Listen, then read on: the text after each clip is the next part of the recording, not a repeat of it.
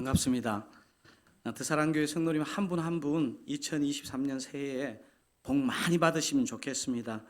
옆에 분 보시면서 이렇게 인사 한번 나누시면 좋겠습니다. 이상하게 자주 뵙는 것 같습니다. 인사 나누시죠? 주님의 축복을 담아서 이렇게 인사하시겠습니다. 주 안에 새해 복 많이 받으세요. 주 안에 새해 복 많이 받으세요. 예.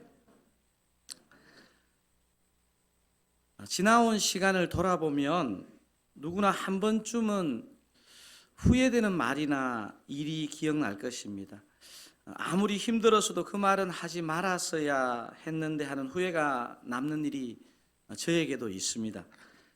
시간이 지나면 사실 상대는 그 일을 다 이제 잊어버리는데 자신을 가장 용서 못하는 사람은 자신일 때가 많은 것 같습니다. 성경에 대한 오해 중에 하나는 성경에는 믿음의 사람들의 승리의 스토리만 있을 거라는 오해입니다. 제가 성경을 읽으면서 놀라는 것은 의외로 너무 많은 실패의 얘기들을 담고 있습니다. 우리가 오늘 읽었던 본문의 저자인 마가도 인생의 큰 실패를 한 번도 아니고요, 여러 번 반복한 인물입니다.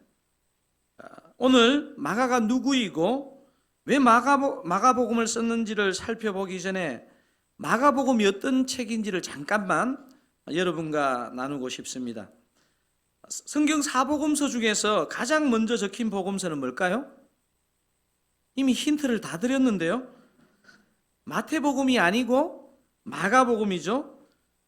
어떤 책이 처음 기록되었을 때 그 책을 읽도록 의도한 그 첫 대상을 1차 독자라고 합니다. 마태복음과 마가복음은 그 편지, 그 책을 읽도록 적혀진 1차 독자가 다릅니다.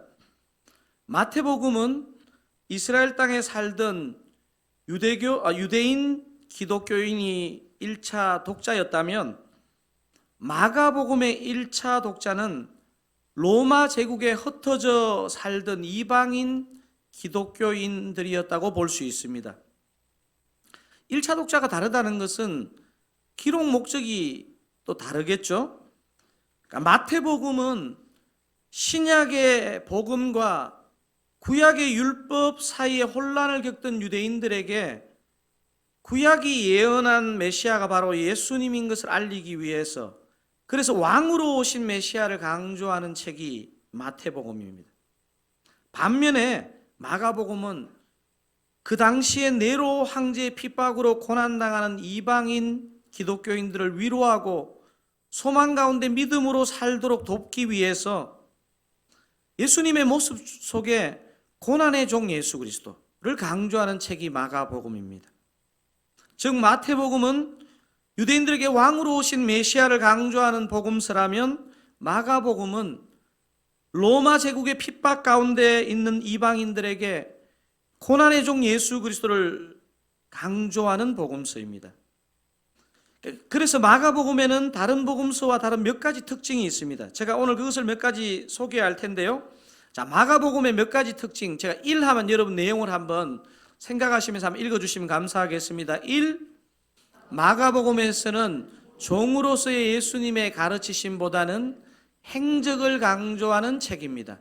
자, 마가복음에서는요, 종으로서의 예수님의 그 가르치심, 설교 이런 것보다는 행적이 많이 다루어집니다. 자, 두 번째 뭡니까? 마가복음에는 복음이란 용어를 8번 사용하는 특징이 있습니다. 여러분, 의외로 다른 세 복음서에는요, 복음이라는 이 단어 자체가 직접적으로 등장하지 않습니다.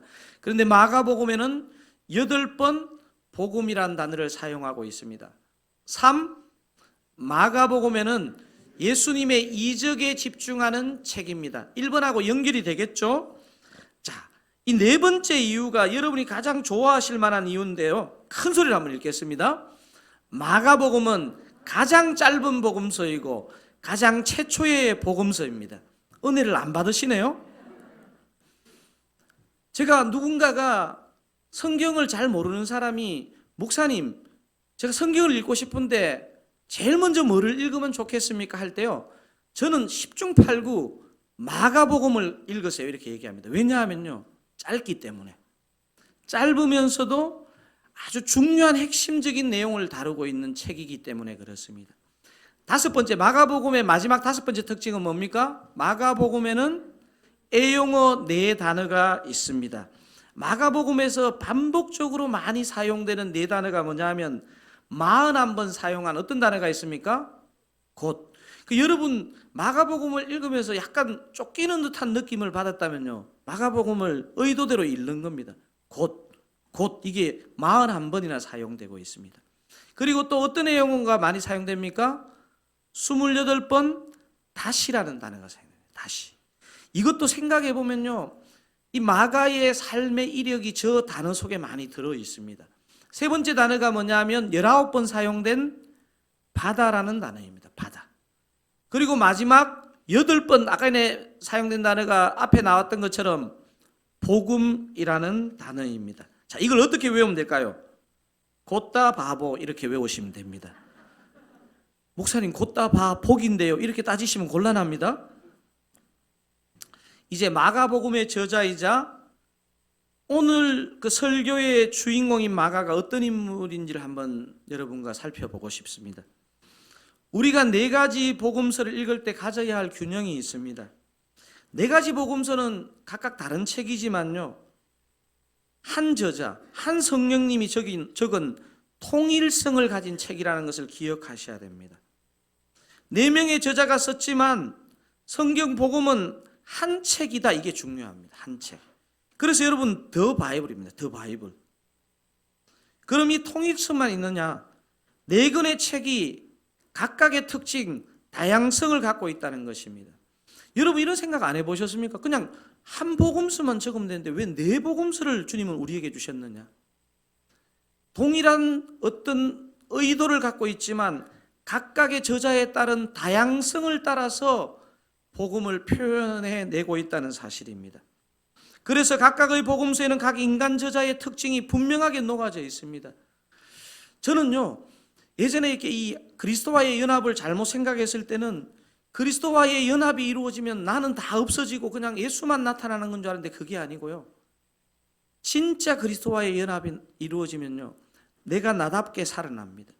여러분 더 사랑교회가 건강한 교회가 되려면 어떻게 해야 되느냐면요, 개인의 그게 다 사라지고 예수만 나타나는 게 아니고요, 각 사람에게 각 사랑답게 예수의 모습이 나타나는 교회가 건강한 교회라고 저는 믿습니다. 마태복음, 마가복음, 누가복음, 요한복음은 통일성을 가지고 있지만 각각의 특징, 다양성을 갖고 있다는 사실입니다. 그래서 각각의 복음서 안에는 각 인간 저자의 어떤 경험과 특징과 생각들이 복음 안에서 잘 녹아져 있는 것입니다. 자, 마가만의 독특한 기질과 경험을 하나님은 사용하셔서 마가복음을 기록하셨습니다. 자, 마가복음을 기록한 저자 마가가 어떤 인물인지에 대해서 몇 가지로 정리해 봤습니다. 자, 1 하면 여러분 큰 소리로 하면 읽습니다. 1. 마가는 초대교회의 일원입니다. 마가가 누구라고요? 초대교회의 일원입니다. 사도행전 12장을 보면요, 12절과 25절에 이 마가라는 사람이 어떤 사람인지를 얘기하고 있습니다. 한번 읽어보겠습니다. 깨닫고 마가라는 요한의 어머니 마리아의 집에 가니 여러 사람이 거기에 모여 기도하고 있더라. 25절도 함께 읽어보겠습니다. 바나바와 사울이 부조하는 일을 마치고 마가라는 요한을 데리고 예루살렘에서 돌아오니라. 지금 마가라는 이름 말고 같은 뭔가 사람을 가리키는 것 같은데 이름이 하나 나오죠? 뭡니까? 요한, 마가 요한입니다. 이 마가 요한은 뭐를 의미하냐면요, 이중 언어를 사용하고 있다는 겁니다. 여러분 미국에서 또 외국에서 오래 산 사람들은요, 한국 이름과 영어 이름을 같이 쓰는 경우가 있습니다. 마가의 이중 언어 사용이 로마 제국에 흩어진 이방인들에게 최초의 복음서를 쓰게 했던 어떤 문화적인 어떤 연결점이 있습니다.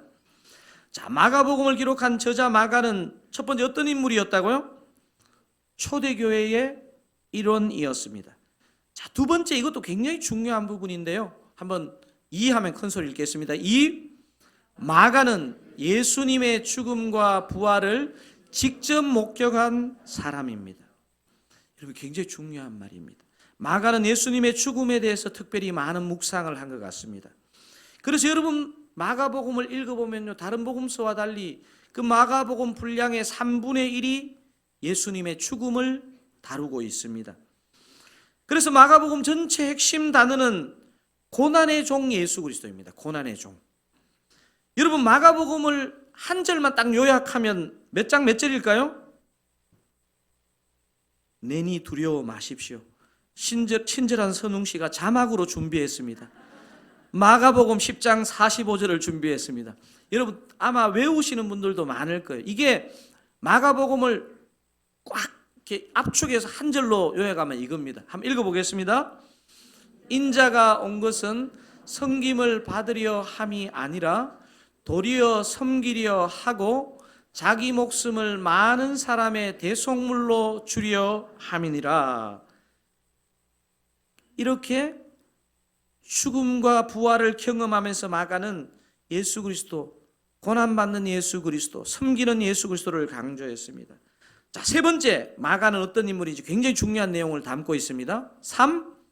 마가는 부잣집 도련님입니다. 여러분, 굉장히 실망하는 눈치신데요, 굉장히 중요한 내용이에요. 여러분, 우리 자신도 예수를 믿어보면요, 내가 왜 그런 경험을 했을까? 왜 내가 이런 환경에서 살았을까? 여러분, 나중에 시간이 지나보면요, 그것을 하나님은 그대로 사용하는 것을 알게 됩니다. 사도행전 12장 12절에는 사람들이 마가라 하는 요한의 어머니 마리아의 집에 모여 감옥에 있는 베드로를 위해 기도하는 그 장면이 기록되고 있거든요. 제가 한 번 더 읽어보겠습니다. 깨닫고 마가라는 요한의 어머니 마리아의 집에 가니 여러 사람이 거기에 모여 기도하고 있더라. 베드로를 위해서 기도하고 있습니다. 이게 여러 사람이라고 기록되어 있는데요, 사도행전 2장으로 앞으로 가면요, 여러분, 마가의 다락방에서 초대교회에서 기도했다는 그 내용은 읽어보셨죠? 몇 명이 모여서 기도했나요? 요즘 구약 중심으로 읽으십니까? 120여 명, 120명. 엄청난 사이즈의 집 아닙니까? 어떤 성경학자는 예수님과 제자들이 최후의 만찬을 한 장소가 바로 이 마가의 다락방이라고 하기도 합니다. 이처럼 마가의 집은 100명 이상이 모일 정도의 큰 집을 가진 부잣집 도련님이라는 사실입니다. 여기까지 분위기 좋았는데 네 번째가 분위기 반전입니다. 부잣집 도련님까지는 좋았는데 네 번째, 큰 소리 한번 읽어보겠습니다. 마가는 바울과 예수님 모두에게 상처를 준 실패자입니다. 야, 이게 살면서요, 바울 한 사람한테 상처를 준 것만 해도 엄청난 큰 짐일 텐데 바울과 예수님 모두에게 깊은 상처를 준 인물이 바로 마가입니다.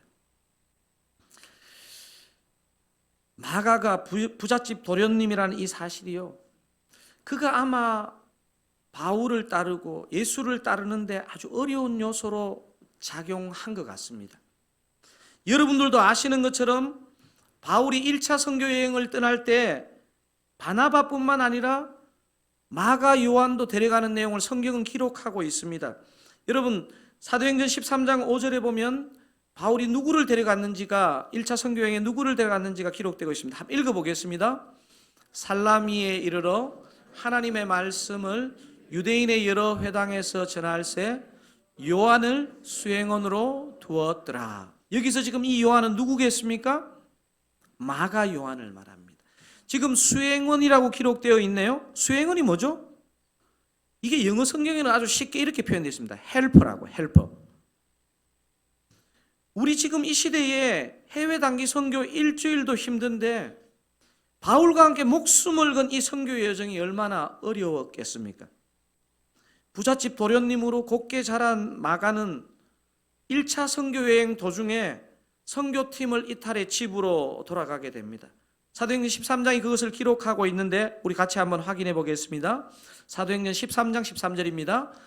바울과 및 동행하는 사람들이 바보에서 배 타고 밤빌리아에 있는 버가에 이르니 요한은 그들에게서 떠나 예루살렘으로 돌아가고, 누가 그들에게서 떠나 예루살렘으로 돌아갑니까? 마가 요한입니다. 한번 상상해 보십시오. 진짜 힘을 모아도 어려운 판에 선교 시작한 지 얼마 안 되어 마가가 팀을 이탈해 집으로 돌아갔으니 바울의 마음이 얼마나 어렵고 상했겠습니까? 바울이 이때 마가에게 받았던 상처가 얼마나 컸던지요. 얼마 후에 2차 선교 여행을 시작하면서 마가가 합류하느냐 그렇지 않느냐의 문제로 바울이 그토록 끈끈하게 동력했던 바나바와 결별하는 아픔이 일어납니다. 여러분, 사도행전 15장 36절에서 41절 저하고 교도가면서 한번 2차 선교여행을 떠나면서의 바울과 바나바의 갈등입니다. 누구 때문에 일어났는지 한번 읽어보겠습니다. 제가 36절 읽겠습니다.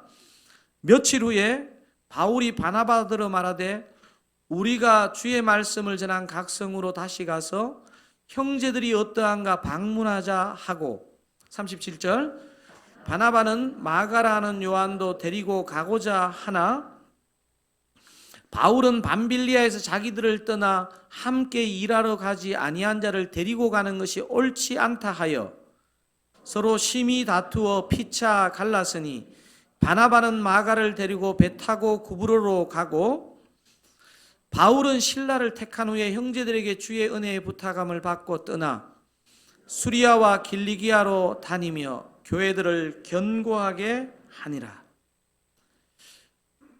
여러분, 바울이 아직 이 마가가요, 본인의 연약함으로 인해서 이게 지금 2차 선교 여행의 대원들이 나뉘어지는 상황이 발생합니다. 방금 읽으신 그 38절에 밤빌리아에서 자기들을 떠나, 이 떠나라는 헬라어가 여러분 복음서 읽어보면 씨 뿌리는 비유 나오잖아요. 거기에 바위 위에 뿌려진 씨에서 배반하다는 동사가 나오는데 그 단어하고 똑같은 단어입니다. 한번 제가 누가복음 8장 13절을 준비했는데요, 한번 읽어보겠습니다. 바위에 있다는 것은 말씀을 들을 때에 기쁨으로 받으나 뿌리가 없어 잠깐 믿다가 시련을 당할 때에 배반하는 자요. 방금 지금 나온 이 배반하다라는 헬라어와 좀 전에 읽었던 사도행전의 마가에게 사용된 떠나가 같은 헬라어입니다. 다른 사람도 아니고 이 온 세상의 복음화를 위해서 기름 부은 사도 바울을 배반하고 떠난 마가가 여러분 인간적으로 봤을 때 회복할 수 있을까요? 실은 사도 바울의 이 배반이 마가의 삶의 처음이 아니었다는 사실입니다. 아마도 마가는 부잣집 도련님으로 곱게 자라 힘든 순간이 오면 배신하는 연약함이 있었던 것 같습니다. 마가복음 14장에는요, 마가복음 14장 51절 52절에는 한 청년이 등장하는데 이런 일이 일어납니다. 한번 읽어보겠습니다. 한 청년이 벗은 몸에 배 혼니부를 두르고 예수를 따라가다가 무리에게 잡힘에 배 혼니부를 버리고 벗은 몸으로 도망하니라. 배 혼니부를 두르고 예수를 따라가다가 무리에게 잡힘에 알몸으로 도망한 이 한 청년이 누구일까요? 마가입니다. 마가입니다. 어쩌면 좋습니까? 바울에게도 상처를 주고 예수님도 버리고 도망간 자가 진짜 여러분 회복할 수 있겠습니까? 여러분, 이 지점, 인간적으로는 불가능한 이 지점이 복음이 역사하는 지점입니다. 일반 평범한 사람도 아니고 바울에게 상처 준 자, 심지어 예수님에게도 상처 준 자를 회복시키시고 사용하시는 힘이 바로 복음의 능력인 줄로 믿습니다. 사람의 생각으로는 이런 실패는 정말 끔찍한 것 아닙니까? 마가 스스로도 절망스러운 실패의 자괴감으로 아마 한동안 눌렸을 것입니다. 복음은 바로 이 절망의 실패의 지점에서도 일한다는 사실입니다. 저도 오랫동안 제자 훈련을 섬겨오고 있는데요. 제자 훈련을 하면서 가장 제 속에서 깊은 곳에서 나오는 질문이 뭐냐면요. 사람은 과연 바뀌는가? 사람은 과연 바뀌는가? 이런 막 고민을 하면서요. 저희 집에 같이 사는 자매한테 사람은 진짜 바뀌는가? 이렇게 물어보면요. 눈을 똑바로 뜨고 저한테 그럽니다. 당신은 정말 바뀌는가? 그리고 예수 안 믿는 사람은요. 이렇게 조소합니다. 사람이 갑자기 바뀌면 죽는다. 여러분 어떻게 생각하십니까?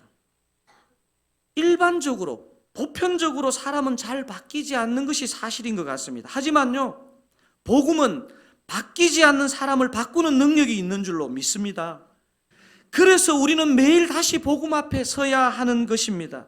여러분 성경 필사를 왜 하고 성경을 왜 읽고 왜 큐티를 하느냐?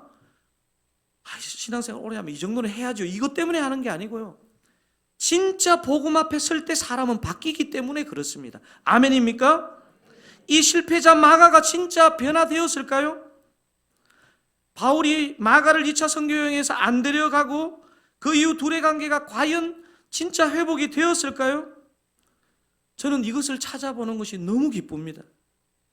바울이 2차 선교여행 가면서 이 사람 절대로 데려가면 안 된다 했는데요.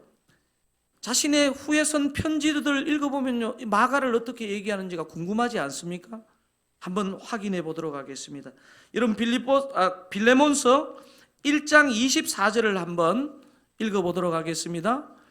또한 나의 동력자 마가, 아리스타고, 데마, 누가가 문안하느니라. 지금 마가를 어떻게 칭하고 있습니까? 나의 동력자 마가 이렇게 얘기하고 있습니다. 골로새서 4장 10절에는 또 이렇게 표현하고 있습니다. 한번 같이 읽어보겠습니다. 나와 함께 갇힌 아리스타고와 바나바의 생질 마가와 이 마가에 대하여 너희가 명을 받았음에 그가 이르거든 영접하라. 지금 아리스타고와 함께 바나바의 생질이었던 이 마가를 어떤 수식어가 붙습니까? 앞에 나와 함께 갇힌. 바울은요 진짜 이 마가를 동력자로 생각했습니다. 바울은 감옥에도 갇히었지만요 그 마음으로 복음 때문에 갇힌 삶을 살았잖아요. 마가가 그렇다는 것입니다. 그래서 너희가 그가 이르거든 영접하라 이렇게 편지에 기록하고 있는 것입니다. 저에게 있잖아요. 전율이 왔던 것은 하나 더 있습니다. 바울이 생애 마지막에 어떤 성경학자는 몇 개월, 길게 잡아도 그가 죽음을 앞두고 몇 년 전에 적었던 최후의 편지 디모데후서 4장 10절에 이 바울의 코멘트가요. 저는 이 부분을 보면서 진짜 복음은 역사한다 이런 생각을 가지게 됩니다. 여러분 디모데후서 4장 11절을 한번 읽어보겠습니다. 누가만 나와 함께 있느니라. 내가 올 때에 마가를 데리고 오라. 그가 나의 일에 유익하니라. 여러분 아마도 저는 이렇게 생각됩니다. 아마 바울이 이 디모데후서를 적을 때는요 내가 곧 하나님의 부름을 받게 될지어 모른다. 그래서 진짜 내가 사랑한 내 삶에 유익했던 그 마가를 보고 싶은 심정에서 유언처럼 저 부탁을 하는 것입니다. 내가 올 때 마가를 데리고 오라. 그가 나의 일에 유익하니라. 여러분 어떤 2022년에 어떤 실패를 했든지 간에 이전의 삶에 어떤 실패를 했든지 간에 오늘 이 메시지가 여러분 영혼에 주님이 주시는 메시지가 되기를 바랍니다. 내가 올 때 마가를 데리고 오라. 그가 나의 일에 유익하니라. 그가 나의 일에 유익하니라. 예수님께 상처 주고 바울에게 상처 주었던 실패자 마가는 우리가 오늘 읽었던 최초의 복음서 마가복음을 쓰는 주인공이 된 것입니다. 무엇이 이걸 가능하게 했습니까? 마가의 인격입니까? 마가의 열심입니까? 아닙니다. 오직 복음의 능력인 줄로 믿습니다. 복음은 죽은 자를 살리며 실패자를 다시 승리의 삶으로 인도하는 능력이 있는 줄로 믿습니다. 그래서 오늘 제가 여러분에게 던지고 싶은 가장 중요한 메시지는 이것입니다. 여러분 자막을 통해서 크게 자신에게 선포하시기 바랍니다. 어떤 실패자라도 다시 복음 앞에 서면 새로운 승리의 삶을 살 수 있습니다. 저 다운표에 있는 부분을 큰 소리로 넣어서 한 번 더 읽겠습니다. 어떤 실패자라도 다시 복음 앞에 서면 새로운 승리의 삶을 살 수 있습니다. 아멘. 실패를 이기게 하는 능력인 복음이 더욱 은혜가 되는 것은요, 마가복음을 여러분 나중에 찬찬히 한번 읽어보세요. 마태, 누가, 요한복음에서 느낄 수 없는 실패하고 일어선 자의 그 따뜻함이요, 그 관용이 그 표현 안에 아주 섬세하게 기록되어 있습니다. 특별히 어느 부분에 그러냐면요, 마가복음에서는 보면 제자들이 예수님을 따르면서 느꼈던 그 두려움을요 아주 섬세하게 기록하고 있습니다. 이게 바로 마가가 자신이 실패한 것을 딛고 일어났기 때문에 이런 기록을 할 수 있는 것입니다. 마가복음 4장 40절 41절 이런 어떤 배경을 알고 한번 읽어보면 좋겠습니다.